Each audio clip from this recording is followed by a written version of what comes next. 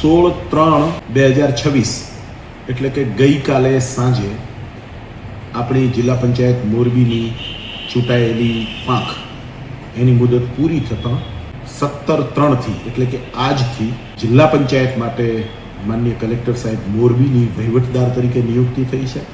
એ જ રીતે તાલુકા પંચાયત હળવદ અને તાલુકા પંચાયત માળિયા માટે પ્રાંત અધિકારી હળવદની વહીવટદાર તરીકે નિયુક્તિ થઈ છે. તાલુકા પંચાયત મોરબી અને તાલુકા પંચાયત ટંકારા માટે પ્રાંત અધિકારી મોરબીની વહીવટદાર તરીકે નિયુક્તિ થઈ છે અને તાલુકા પંચાયત વાંકાનેર માટે પ્રાંત અધિકારી વાંકાનેરની વહીવટદાર તરીકે નિયુક્તિ થઈ છે.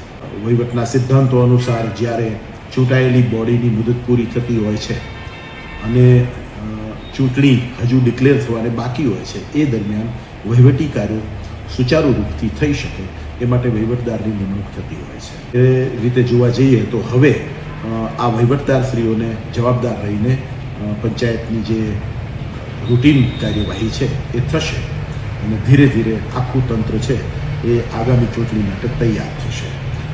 સામાન્ય રીતે માનનીય પ્રમુખશ્રી, ઉપપ્રમુખશ્રી અને સન્માનનીય ચેરમેનશ્રીઓ જે તે સમિતિના છે એ હવે મુદત પૂરી થતાં એમના જે સૂચનો હતા કે એમનું જે નેતૃત્વ હતું એ સાંપડતું બંધ થયું છે અને એ સંદર્ભે એમના માટેની જે આનુષાંગિક વ્યવસ્થાઓ જિલ્લા પંચાયતમાં હતી એ પણ 16/3 હવે ચાલુ રહેતી નથી. એટલે એ વ્યવસ્થાના ભાગરૂપે હવે વહીવટદારશ્રીઓ